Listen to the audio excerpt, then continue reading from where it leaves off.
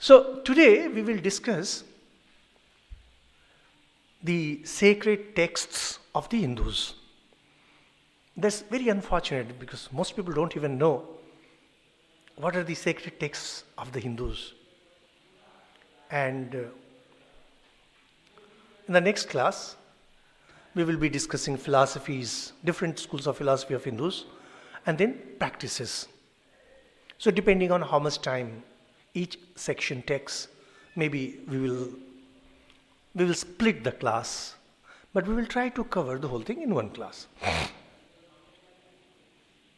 When it comes to sacred texts, let me first explain what exactly spirituality is. What is spirituality? I'm not sure if I had given you some hint in the previous class.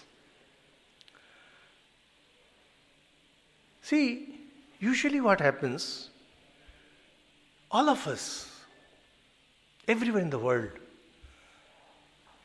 we are immersed in ocean of words. We take in words and we throw out words. When you read newspapers, you are taking in words and throwing out words.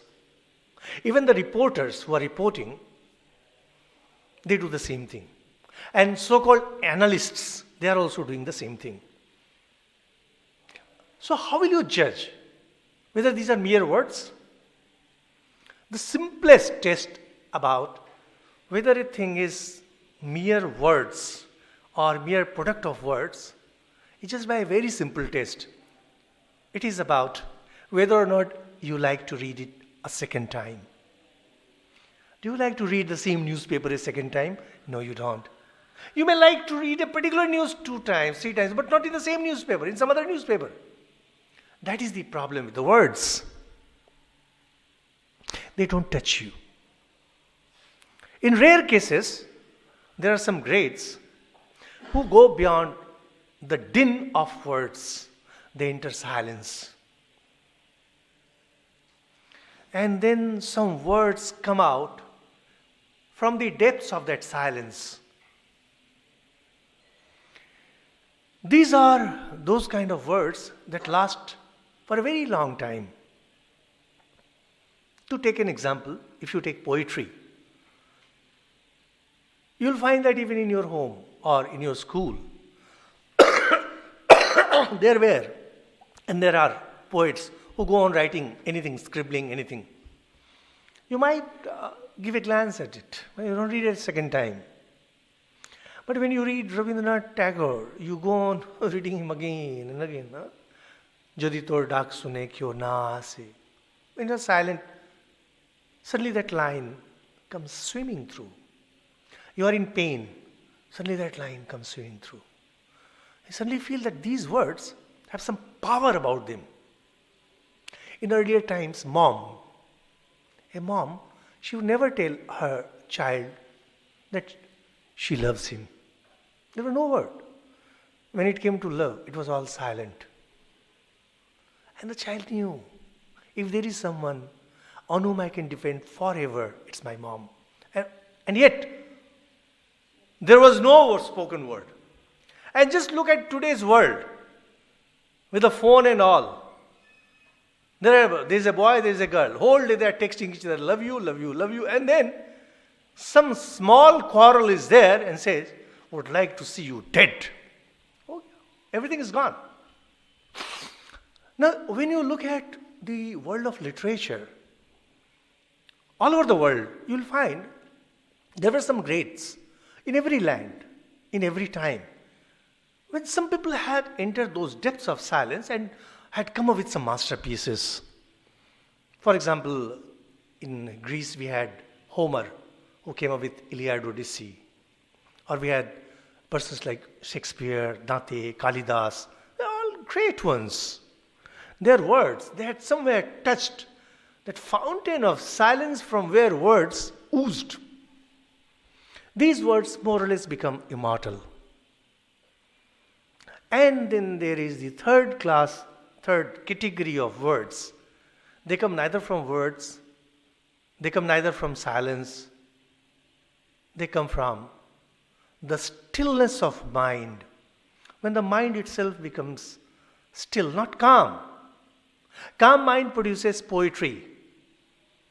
And the stillness of mind produces a different class of literature. So basically you have three kinds of literature. Words produced by words produced by silence, and words produced by stillness, total stillness, where there is no movement even of the mind. In that state, what really happens?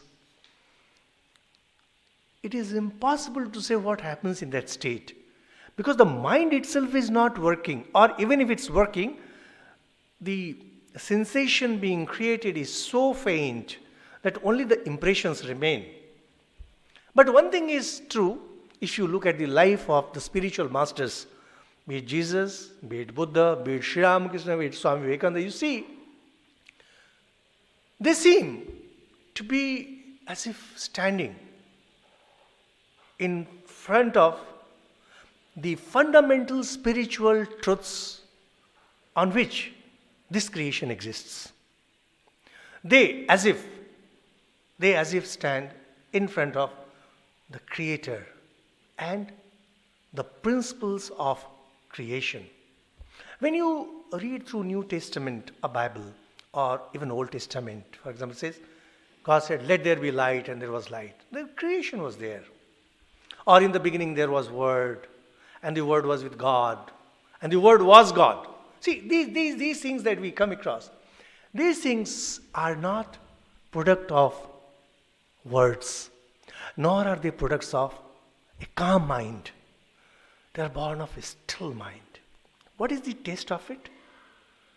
The taste of it is that persons who reach that level of stillness, their personality changes. They become world movers. Nothing, once they have seen the Master, the God, call it by any name, it does not matter. Buddhism calls it by some other name. Islam calls it by some other name. Christianity calls it by other name. And Hindus call it by some entirely different name.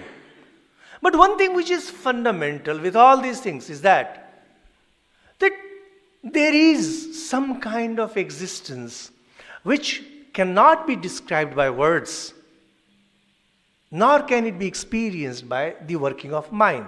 You cannot grasp it intellectually, nor can you grasp it through your senses, and yet it is there. And because it cannot be grasped by mind and consequently by words, it is invariably described as being infinite. God is always infinite. There is no religion that will ever describe the ultimate spiritual principle. You call it God, you call it Nirvana, you call it Ishwar, you call anything it by any name. No one will say that he is finite. He is always infinite. Because finite means your mind grasps it. Finite always means your mind grasps it. Infinite means your mind is not able to grasp it. And that's why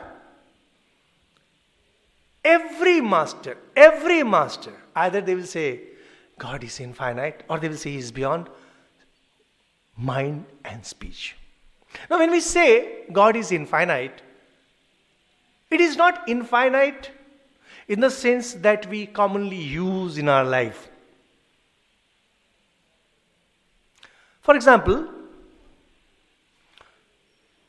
infinite usually in our common language means huge. You say infinite as ocean, infinite as sky. God is not infinite in that sense. In mathematics, when you talk about infinity, it is about not being able to explain, for example, 1 by 0. You cannot really explain what it is. And in physics, infinity means absurdity. The moment they come across infinity, they say that do something about this equation, let's get out of it. And yet, spiritual truths, when experienced in the stillness of mind, is the ultimate truth, which talks only of the spiritual reality as infinite. That state, which is a transcendental state, in the sense that the knowing faculty transcends your mind. Naturally, you will ask that if my knowing faculty crosses mind, how do I know? Hinduism is all about it. As we proceed, as we will be studying more and more of sacred texts, we will realize why they say that it is beyond mind, etc. It's a very complicated thing, and unless you understand the concept of infinity in religion, you can never have any idea about what religion is. The state in which that infinity is realized in your inner heart or your inner wisdom, that state is either known as transcendental state commonly, and in Hinduism it's known as samadhi. It is that state where you are face to face with God.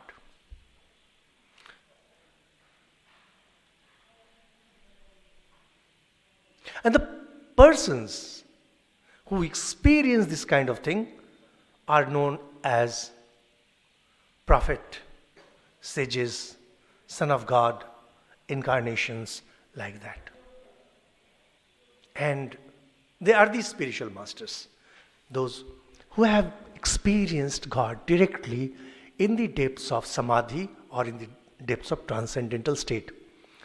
Every word that comes out from the lips of such persons is treated as sacred, the way the words of Jesus is treated as sacred. The words of Prophet Muhammad is treated as sacred. The words of Sri Ramakrishna is treated as sacred. In Hindu tradition, we had a huge series, a very long series of these sages, and whose life extends much beyond where the history or tradition goes. Hindus will say that this wisdom came with God. When the creation was there, this wisdom came. And some others will say the Vedas were composed lakhs of years ago. Some will say it was 8,000 years ago. Some will say it was 3,000 years ago. You can neither prove this nor you can disprove it. So no use going into it. And we are not going into the dating of the Vedas. The principles discussed there, that is important. Now, because in Hinduism, there were many sages, innumerable sages, who had these kind of experiences.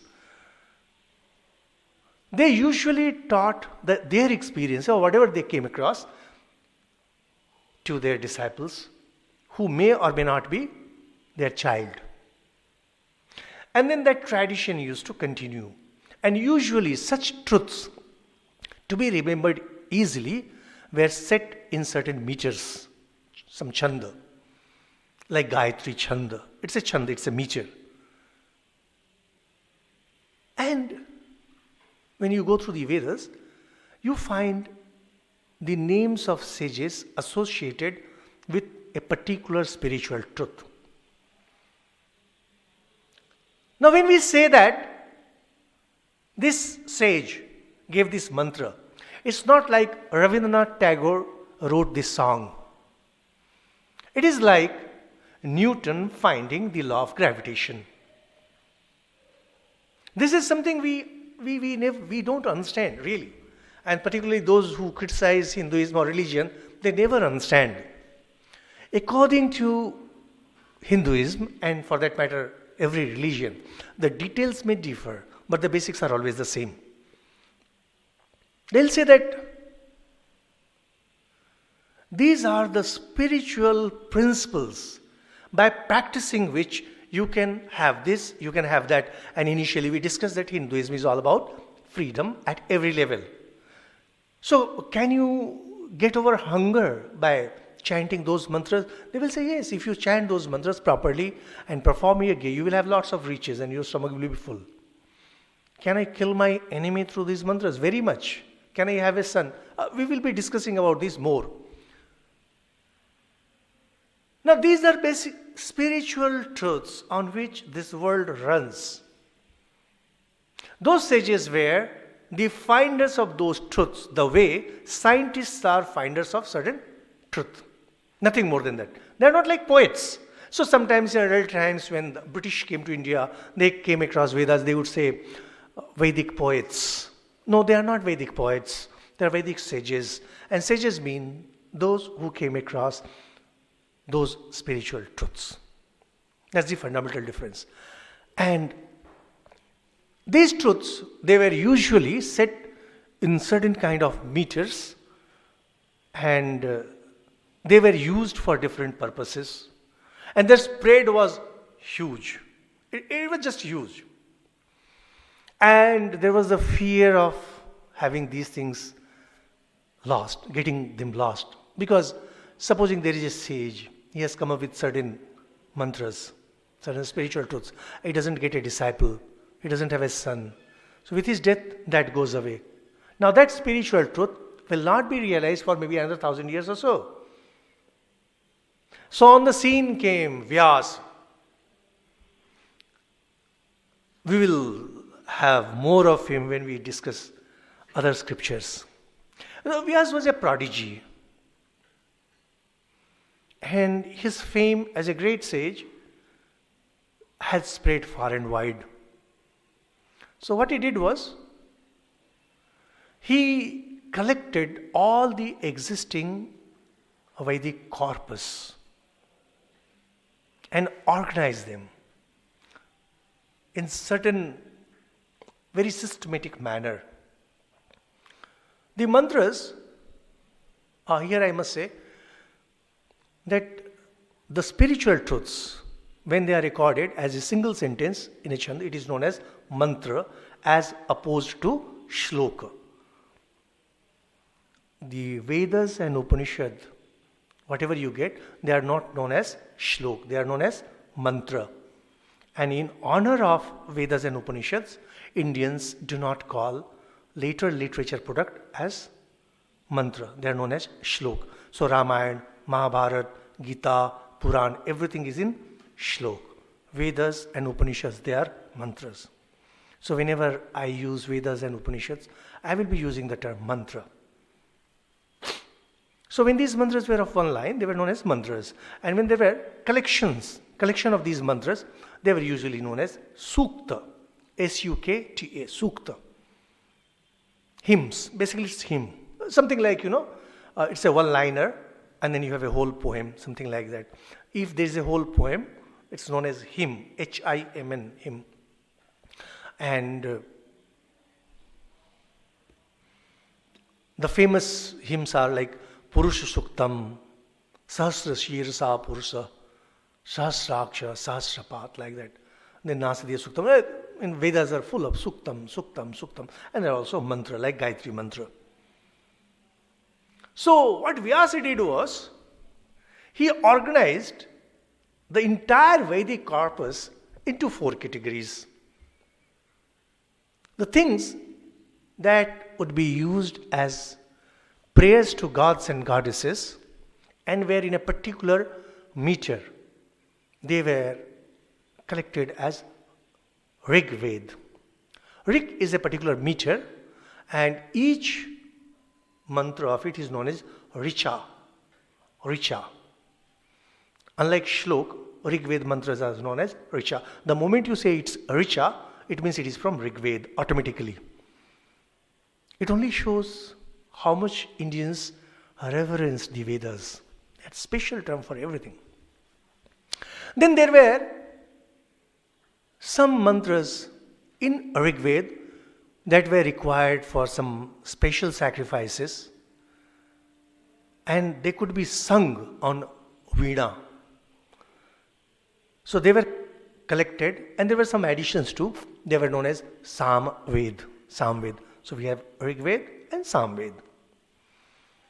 And then there were the mantras which were used for puja, sacrifices, yajna. During puja, they will use. During yajna, they would use. So they were all put in Yajurved. And the mantras of Yajurveda are known as Yaju. And whatever could not be put in the collection of these 3 were put in Atharva Ved. And one major difference is that Rik, Sam and Yajur, they are all in particular meters. In Atharva you also come across some prose compositions. That's a major difference.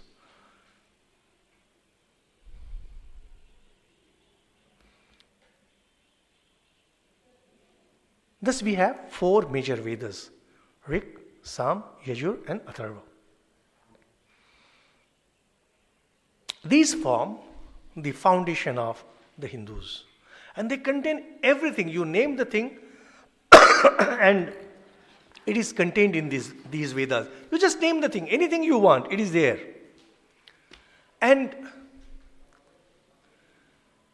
there is a very interesting story connected with related to the Vedas. When Vyas organized them, he put 4 of his famous disciples in charge of each of the Vedas so that the tradition continues. So they had their own disciples who will remember, and this tradition continues even today. They will say that I am a Rig Vedi Brahmin, I am a Sam Vedi Brahmin, like that. So there was a very famous sage of his time, Yajnavalkya. He was disciple of Vaishampayan. It's a very interesting case, Yajnavalkya. One day, he had slight tiff with his teacher, Vaishampayan. Slight tiff. And the teacher became very angry with him. And said, you are arrogant, you are haughty, you are proud. Return everything that you have learned from me. I don't want a disciple like you. Yajnavalkya was a very powerful sage, very young.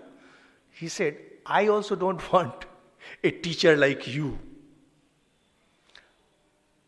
And he vomited out the entire wisdom that he had learned from his teacher, and it was thrown out as vomit. You know, we Indians, we love to make stories. Now what happened? Because he vomited out, now his guru was already an old person. And what to do? His most prodigious disciple was leaving. So he asked his other disciples to eat that up. Now as human beings, they won't eat that vomited out. So they become small birds, partridges, tittira. And like small birds, they just ate those things up. And because that wisdom was thrown out by Yajnavalkya, and it was eaten up as vomited thing, it came to be known as Krishna Yajurveda, black Yajurveda. And Yajnavalkya said, no more of human teacher ever again. And he went, sat on a river bank and started meditating on sun god, and meditated and meditated. And sun god became so happy with him, so pleased with him, he came and gave him the entire knowledge of Yajurveda, which he had vomited out. So, in Yajurveda we have 2 different versions. One is Krishna Yajurveda, and the disciples of Yajnavalkya call it Shukla, the white Yajurveda, because it had come straight from God. Now this story is very interesting. You might say these are all fantasies, but see, it just fits with the explanation that we had a while ago, that you get Vedic wisdom only in depths of meditation. And Yajnavalkya, instead of getting all that wisdom which had accumulated in India over hundreds or thousands of years, he just refused and he went, meditated. And there is a difference between Shukla Yajurveda and Krishna Yajurveda. There are differences. Not much, nevertheless there are differences. And what Vyas did was, he said, no more addition to Vedas after this. You may be a great sage, but no more addition to the Vedas. So Vedas stopped there. So we have the 4 Vedas coming from Vyasa's time, excepting for the 2 versions because of Yajnavalkya. Just to make this story, this idea more clear, You see, in 1880 or so, in 1880s, Swamiji was, Swami Vivekananda was traveling through India. Thakur, Sri Ramakrishna, had his Mahasamadhi, and Swamiji did not know what to do. So, he was walking all over the country. In fact, he traveled through entire country twice. Now, he once reached Indus River. Now, it's in Pakistan.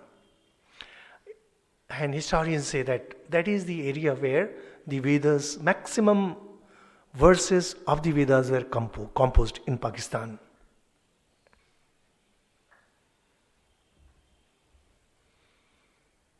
Now, Swamiji was sitting and meditating, and suddenly he started losing his normal consciousness. It is recorded. It's fully recorded. Later on, he had told this to Sister Nivedita, who records it, and now we find it in Swami Vivekananda's biography also. And there is then, he was losing his consciousness, and slowly, his mind went into that transcendental state. And he suddenly felt that on the bank, a sage was sitting. Ancient sage. And there was kind of, you can say, there was some kind of wave of darkness, you can say, like the way you have clouds coming. They were rolling around that sage. And suddenly, that sage started chanting one Vedic mantra, Avahi Varade Devi Trakshare Brahma Vadinim. This comes in Rig Veda, I think. Avahi Varade Devi. And suddenly Swamiji found that he is also chanting. The interesting thing about this chanting is, Swamiji himself says, the tones used in that chanting was completely different from what tones are used today. It's not that it was not a product of his mind. Then later on he checked and then he found, yes, earlier the tones were slightly different, etc. Now if you look at this vision, and as coupled with Yagyavalkya's vision, it explains things very beautifully. Because you see, if you are interested, you can write down this Swamiji's vision where he saw that sage on whom waves of darkness were rolling as if. From this we find origin of the Vedas, number one. Number two is nature of the Vedas. And number three is form of the Vedas. And last, utility of the Vedas. So what are that? So Vedic hymns are basically prayers to gods and goddesses. This is number one. Avahi Varade Devi, it's prayer to Saraswati. Then, second thing to know here is that they were realized by great sages and in depths of their transcendental state, which we call Samadhi. And the Vedic wisdom was always handed down from Guru to Shishya, from teacher to the disciple, as the teacher passed it on to Swamiji. Later on, Swamiji was to say that suddenly lots of things became clear to Swami Vivekananda. And then he says, even Shankaracharya, who is the greatest mind that India has produced and who really gave shape to Hinduism, said he must have had some vision like this, because the Vedas are the national cadence of India. Cadence is the rhythm, the national rhythm of India. Whatever we can see, we can talk about socialism, we can talk about Marxism, we can talk about materialism, we can talk about this, but we can talk about that. Every country has a national cadence. There's a national rhythm. एक सुर में बंधा होता है. Indian cadence, Indian rhythm is the Vedas. And one who catches that rhythm, he becomes great. The way Shankaracharya became, or the way Swamiji became. So, thus we find what happened with Yagyavalkya. Something similar happened with Swamiji also. So, this gives some idea about how the Vedas came. And now, we were discussing that the mantras are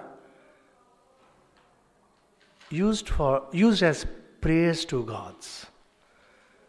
Now, the traditions are so old, we really don't know much about those things. Much later, when the commentators wrote what exactly these mantras mean and they gave their interpretations, it's only through that now we know something about the Vedas.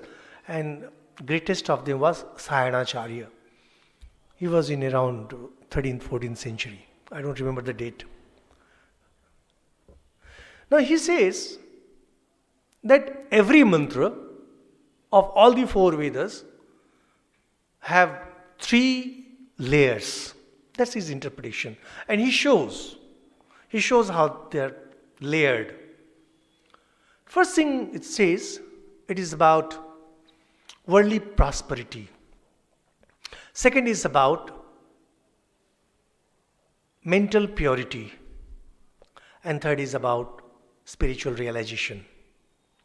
So, for example, you will know the famous mantra of Gayatri, Om Bhur Bhuva Swaha Tat Savitur Varenyam Bhargo Devasya Dhimahi Dhiyo Yona Prachodayat Om.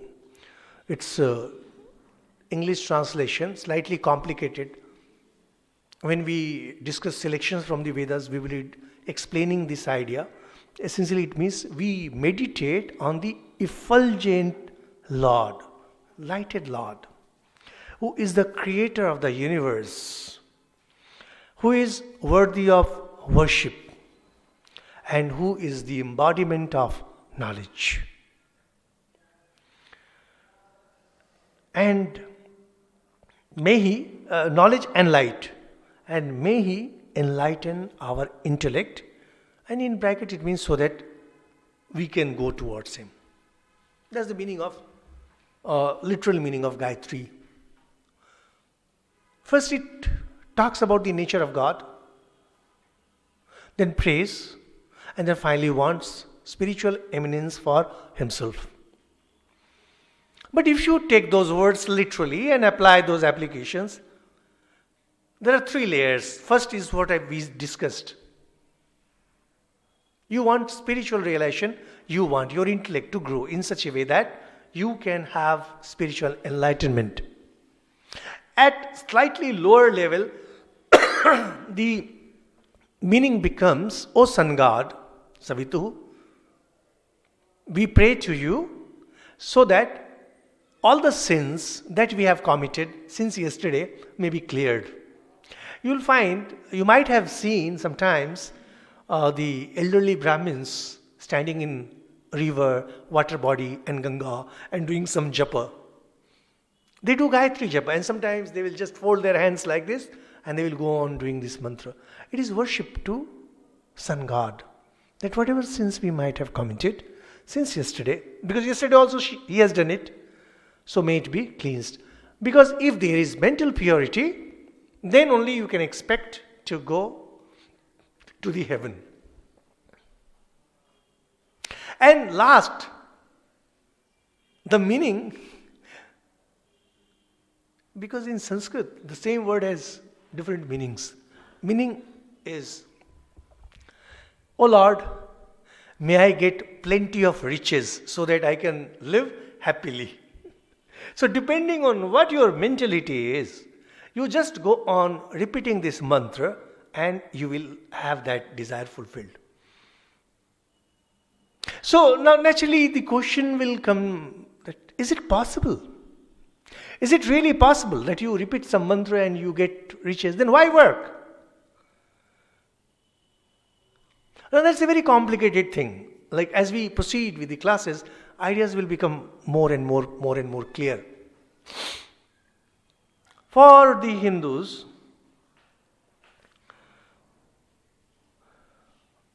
they believe that everything that is there in the universe, whatever is there in the universe, has a spiritual principle behind it. So, for example, there is the sun. There is a spiritual principle behind it. Here is me. There is a spiritual principle behind it. We will be discussing, as we proceed, we will be discussing more and more of this.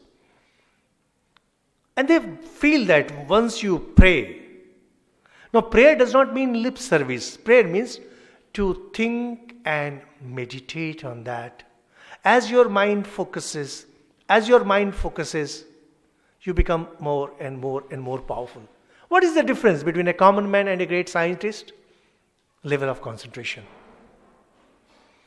The way scientists can unravel the mysteries. For example, if you read the biography of, say, Newton, or say of Einstein, or all those who were associated with quantum physics, like Heisenberg, Pauli, they were all into the great minds. Their concentration level was so high that they could do anything. Basically what they say that as your concentration level increases, your mental power increases. As your mental power increases, the spiritual principles that are behind the objects, they will be bending before you. For example, Thakur Sri Ramakrishna in Gospel says that once one can achieve the love for God, can have God realization, he meant at much lower level, says that first thing is that you don't care for the rich, for the powerful. Secondly, those very people come to you and bow their head. As we see, say, look at Jesus. The rich and the mighty bow their head before him. Or Sri Ramakrishna, see how rich and powerful people are coming. And even the sages, you'll find that they don't care for things. And their power goes on increasing. And whatever they want, they can get. When we study yoga philosophy, we'll be discussing how it is possible. The problem is when you think that you go to a temple with some prasad of 5 rupees and pray to God that may I have this job, that is stupidity. Hinduism nowhere permits it. No, it does not. It is our sheer stupidity. When you love somebody, you want to offer something. You want to offer your best. That's a different issue. But this bartering system, here I give you and you give me in return, this is neither religion, it has nothing to do with Hinduism. What Hinduism believes in is that if there is any mantra, say for example we discussed Gayatri mantra and the Vedas are all full of mantras. If you keep on repeating, slowly their meaning will be revealed. And once the meaning gets revealed, you become a superpower. The way scientists become superpower in the intellectual world, people who can meditate on spiritual truths become spiritual power in every field. We had discussed a part of it in the first class, in the previous class. So, this I gave you some idea about the Vedas, and mostly the Vedas have these mantras which are used for prayers or for pouring oblations in yajna. So that's the basic about Veda, and then there are 2 more sections of the Vedas, Vedanga and Vedanta. Now, we're discussing that the sages believed that there are spiritual principles behind everything. And if you perform yajna or if you pray, your prayers will be answered. Sometimes people ask us, how ridiculous that you can think that yajna can give you everything. But this is human nature. Whenever something comes as a method of knowledge, as a something really knowable, worth knowing, we like to explain everything through that theory. To give you an example, there was a nice, great philosopher, Nietzsche. His famous work is Thus Spake Zarathustra. Very famous work. There he brought the concept of Superman. And suddenly overnight, the entire Western culture started explaining everything as Superman, evolution, super evolution. Then there was Karl Marx. He found class struggle in everything. He found class struggle in everything. Even in the composition of Ramayana and Mahabharata, he saw class war. And in the composition of Upanishad, communists see class war. In whatever you are doing, it is class war. And we still have communists who see class war in everything. Then there was this famous psychologist, Freud. He saw everything as libido mortido, that everything is driven by sex and violence. So everything that is there in the world, if you love your mom, it is desire for sex. If you love your father, it is desire for violence. You actually want to kill him because violence. But you don't want to expose it, so you are pretending as if you love him. And the entire world was swamped by Freudian ideologies. Then came Einstein with theory of relativity. Theory of relativity has nothing to do with this world. Everything became relative in this world. Morality also became relativity. So why blame the Hindus? The problem is people like to ape. We, by nature, evolutionists say we have evolved from the monkeys. We like to behave like the monkeys. We like to ape. Somebody comes with a brilliant idea and everyone says that everything can be explained through this. So it was something like that with the sages. Why blame them? And when they found that, well, probably these things are not working fully, slowly they moved over to better things, as we shall see. Now, when you look at each of these Vedas,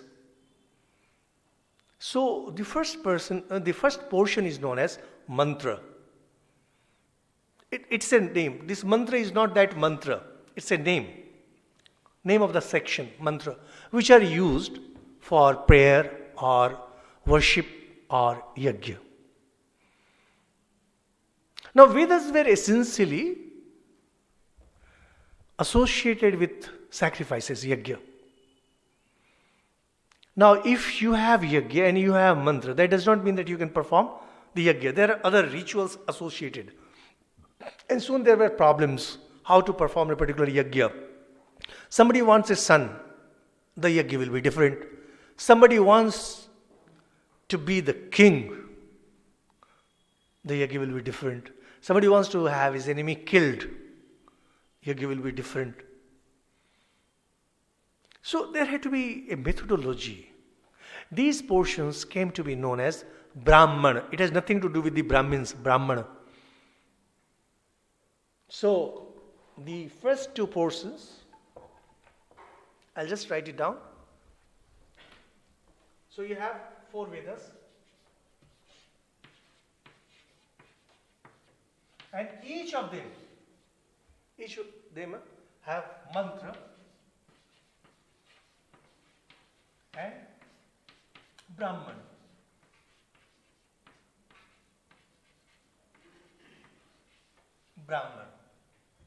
So mantras are the chants and the Brahman are the explanations for the sacrifices for the yajna.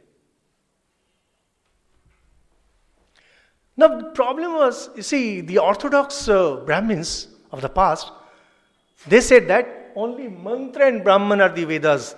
The remaining portions are not to be considered as the Vedas. And so there were householders who performed sacrifices all their lives. And a time came in their old age when they wanted to leave everything and go to forests. But they could not get away from the ideas, from their habits. So they came up with ideas of mental sacrifices, that is sacrificing things mentally, and with some kind of literature with which people could lead a solitary life, either with wife or without wife. So this was known as Aranyak.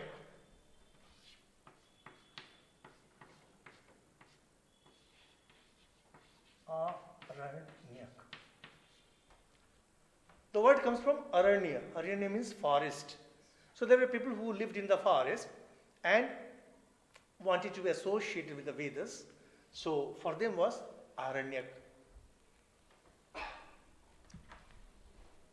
So you find that there are prayers, explanations, mental sacrifices, sacrificing things mentally. So slowly things are becoming internalized. And then came people who were not satisfied with the Vedas. They said, the Vedas are all about worldly goods. You want to enjoy life here. You want to enjoy life in heaven. All these sacrifices are meant only for that. I don't want them. I don't want them. Then they came up with a new class of literature which formed the last section of the Vedas, known as Upanishads.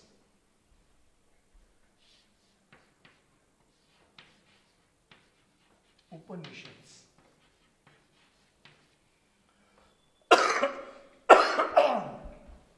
So every Ved, like we have 4 Ved, each Ved has 4 sections: Mantra, Brahman, Aranyak, Upanishad. For convenience, sometimes these 2 are also known as Karma Kanda. Karma, because it deals with action. And these 2 are known as Jnana Kanda, because they deal more with the mind. Now we shall be discussing Brahman and Aranyak. They are now not much in use. Mantras are in use and Upanishads are in use. So we shall be focusing more on mantra and Upanishads. Now, a very interesting thing happened.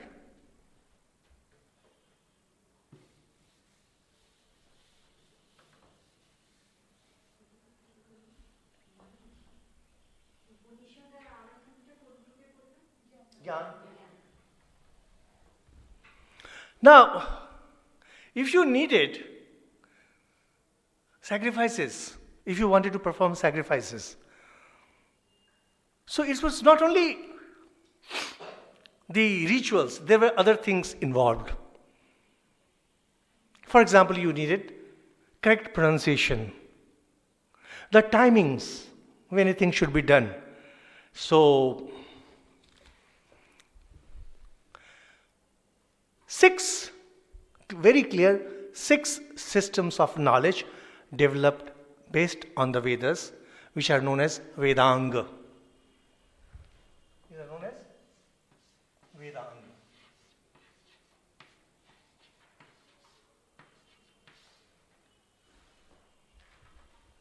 The A in the end does not signify pronouncing as Vedanga. No, it is Vedanga. It shows full pronunciation. Like, people say yoga. There is no word called yoga. It is yog. People just don't know things and they are calling yoga because it went to America and Americans don't know how to pronounce Sanskrit words. They started calling yoga and everything imported becomes precious for the Indians. So it becomes yoga. Now everybody is teaching yoga. In a university, in our university, we are having courses and ask students in which course you are. They'll say yoga.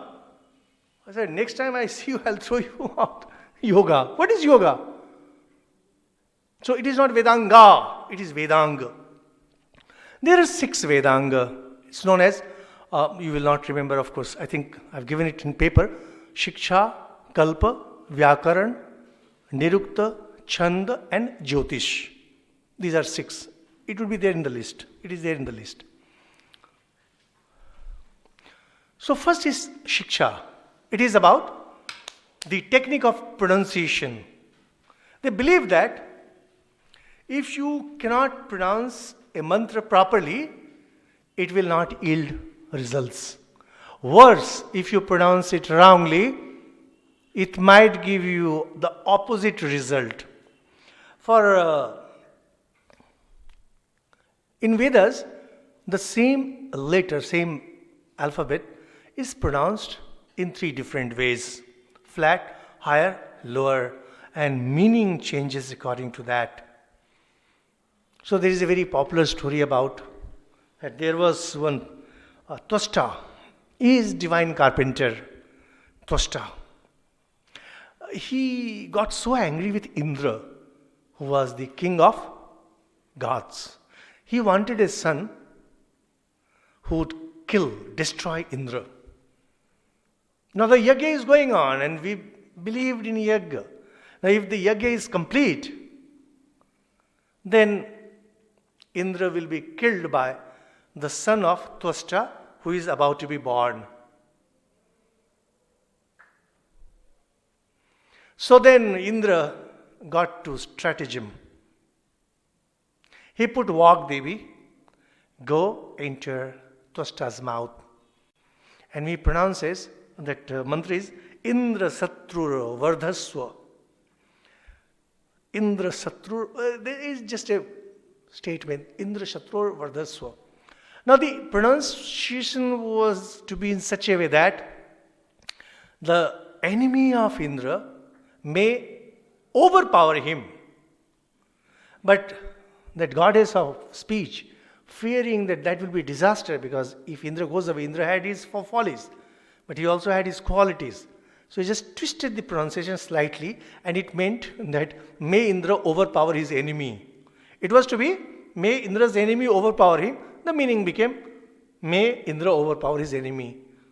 And finally, Vritrasur came and Indra killed him.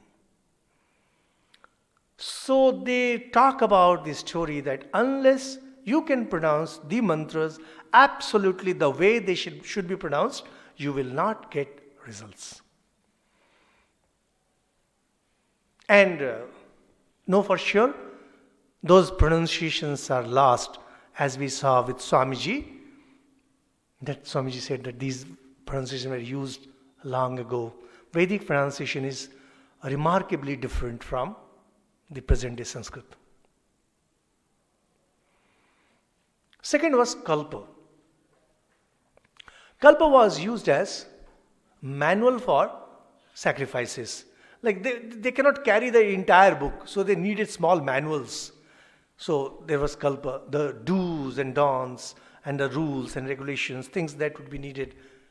And you know that today's, that Hindu daily life is mostly regulated even today by the Kalpa of the Veda.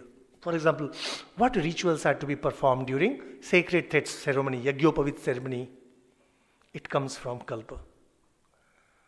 What rituals are to be performed during marriage? It comes from Kalpa. Third was Nirukta. Nirukta is about Vedic etymology. Etymology means you can call it dictionary, some kind of Vedic dictionary. You'll be surprised to know that Vedas are so old, that the last person to write a Vedic dictionary is Yaska. It's just a name, Yaska, Y-A-S-K-A, Yaska. He was sometime in 6th century BC, before Christ, 6th century. And he says that the terms used in the Vedas are so old, that every now and then some great scholar would come and compile the meanings. So most of those Nirukta are lost. What we today have is from Yaska.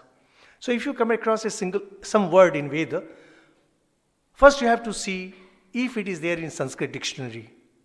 If the idea is not clear, then you have to go back to Nirukta. And when Sayanacharya wrote the commentaries, he took help of those Nirukta and some Nirukta which were available probably during his time and through other channels, and then he brought out the meaning of the Vedas. Otherwise, we would not have known what the Vedas are. Imagine that even before 1000 BC, the language of the Vedas had become obsolete. Over. Sanskrit had taken over. The language of Vedas is not Sanskrit. It is pre-Sanskrit. So you can imagine how old is the Vedic culture. And here comes some upstart politician Today he rises, tomorrow he vanishes, and he says that, okay, fine, you have to change everything. Oh God. And then there was grammar. You had to know the rules of grammar, otherwise you cannot proceed with the Vedic text. So this Vyakaran is not the Vyakaran that we get today. Today we are using Panini's grammar in Sanskrit. But the Vyakaran of that period was entirely different. But there are some Vyakaran available, but they are meant for the Vedas. And then there was Chanda. You have to know prosody. For example, those who have degrees in Bengali or in Sanskrit, you know that different kinds of Chanda you have to study. So there is a thorough study of Chanda, like there was Gayatri Chanda, Pankti Chanda, like that there were many Chanda. You had to know those Chanda. And last was Jyotish. Jyotish was about calculating time so that a particular thing could be, a particular sacrifice or particular yajna could be performed. For example, we practice this marriage. Marriage has to be performed at this hour. This puja has to be performed at this hour. This has come from Jyotish. Surprisingly, the Jyotish, when we talk about Jyotish, we think of horoscope, we think of palmistry, but Vedic astrology is not really predictive. If you go through it thoroughly, it's not predictive. It just impels you that if it is solar eclipse, Surya Grahana, then you have to perform. You can perform this kind of sacrifice. If it is summertime and the sun is rising, then you have to perform the sacrifice. So Jyotish was more about calculating the times and saying which sacrifice to perform when. These 6 collectively are known as Vedanga, and they are taught even today. If you go to the traditional Sanskrit schools, they teach Vedanta even today. And you will be surprised to know that when the sacrifices were to be organized, they needed to make these altars where the sacrifices are made. So from that, slowly, the science of geometry evolved in India. And that same thing ultimately gave birth to algebra too. And that gave birth to zero, which you use in computers today. The zero, algebra and geometry, we have this Greek tradition, Pythagoras and like that, but India has a separate, absolutely separate tradition. Now this idea of zero was later on taken by the Muslims, and from there it went to the Europe, and they grabbed it, and now you find zero is a universal number in mathematics, and computer depends entirely on 0 and 1. It came from the Vedas through that altar making. Similarly, you find that astronomy, astrology that India developed, persons like you might have heard of Aryabhatta and Bhaskara, they all grew up in the traditions of Jyotish. Then prosody, like poetry and all, it grew from that Vedic Chanda. So, not only that, whatever you find in Indian life, for example, when a baby is born, there are certain rituals associated with that. And when somebody dies, there are certain rituals associated with that. All those things are coming straight from the Vedic times. And not only that, the whole of Hindu religion, Hindu culture is based entirely and solely on the Vedas. You may say, but I don't even know the Vedas. No one, hardly anybody reads the Vedas. Now how come? Because you see, as we proceed with this class, we will see how the Vedas were applied in different formats. So for example, somebody says, I worship Hanumanji. Perfect. Where from Hanumanji has come? Valmiki Ramayana. And what Valmiki Ramayana discusses? Sri Ramchandra and Hanumanji. And what is Valmiki Ramayana about? It is about Vedic culture. It discusses Dharma, Artha, Kama. So the life of Sri Ram and life of Sri Hanuman is directly based on the Vedas. And in fact, when Hanuman first meets Sri Ram, Ram tells Lakshmana, just see, just watch his language. Anyone who has not studied the Vedas properly cannot come up with with this kind of intonation. He has studied Vyakarana thoroughly. There is not a single mistake in his words. And just see what complete command over his words. He knows the art of pronunciation. That is Shiksha, Vyakarana, everything Sri Rama describes. So Hanuman was, thoroughly. We today, we go on talking about his tail and this and that. So when we study Valmiki Ramayana, we will be talking about that. But Valmiki Ramayana is a thoroughly trained Vedic scholar. And he grew up in the same Vedic tradition in which Sri Rama has grown. So when you worship Hanuman, you are directly worshipping the Vedas. Krishna, same thing. Bhagavad is all about the Vedas. You just name anything. You worship anything. You worship Shitalama and you worship Manusama. You will see that ultimately everything goes to the Veda. Just that they are applied. They are applied in different formats. Whatever your format, ultimately your religion goes back to Veda. And entire Hindu culture goes back to Ved and Vedanga. I hope I made things clear. It's just an overview of the first section of the sacred books. Other things remain, which we will discuss in the next talks. And we will discuss selections from the Vedas once this overview is over. This is just an overview. I'm just giving you an overview of what the Vedas are. And selections will come later. And in the next class, we will be discussing the last one, the Vedanta Upanishads. What Upanishads are. And from there we will move over to other classes of literature like Itihas Puran literature, Smriti literature and Tantra literature. These are the main literature. Ved, Upanishads, Itihas Puran, which includes Valmiki Ramayana, Mahabharata, and 18 Purana. And Gita is there. It comes from Mahabharata, but Gita is treated separately. And then you have Smriti class of literature, in which you have Manusmriti and all. And then there is Tantra class of literature. So Hindu sacred books consist of this huge literature. And just to give you an idea, the Puranas are 18 in number. In total, they have around 5.5 lakh verses of 2 lines each. There are 18 Upapurana. They also contain around 5 lakh verses. And Mahabharata itself contains around 1 lakh verses. And in Tantra, most works have not even been published yet.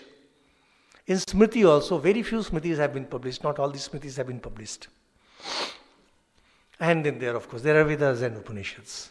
So it's impossible for anybody to, not impossible is a very strong term, difficult for a person to know all the Vedas, the Vedangas, the Vedanta, then Itihas and Purana, and then Smriti, and then Tantra. Just not possible. You'll say, why read in Christianity there is just Bible, you study that. No. In Hinduism, the God is impersonal. Actually, Hinduism is truly impersonal in every sense. It's very surprising. Other religions claim themselves to be impersonal and they go to the extent of telling that we are Pauttalika, we are idol worshippers. Not at all. Hindus are the last worshipper of the idols. The principles, the spiritual principle of the Hindus are impersonal. Its textbooks are impersonal. Its philosophy is impersonal in the sense that it is not dictated by a single person. Sometimes they say, who founded Hinduism? God founded Hinduism. Other religion may have founders as persons. In Hinduism, God himself founded. Because Hindu religion is absolutely impersonal. The way God is impersonal, everything is impersonal. So these questions, who founded Hinduism and what is the sacred book of Hinduism, all these things are meaningless questions. Hinduism is founded entirely on the spiritual principles as realized by the sages, and they have to be universal. That's the most important thing. Universal. For example, if you say, let's say, take a very simple example about it. Hinduism talks about, say, 2 things. God alone is true. Number 1. Number 2, a Brahmin boy or a Dvija, who is twice born, must have sacred thread. Now the sacred thread idea is localized. It's not universal. As we proceed, we shall see. And God alone is true, is universal. It does not depend on India, it does not depend on America, it does not depend on Israel. Whatever country, whatever the land, wherever, God alone is true. Everything else is temporary, transitory. So Hinduism basically had two aspects. One is the impersonal and second is local. The local aspects are never paid attention to. The impersonal aspects are the real important thing.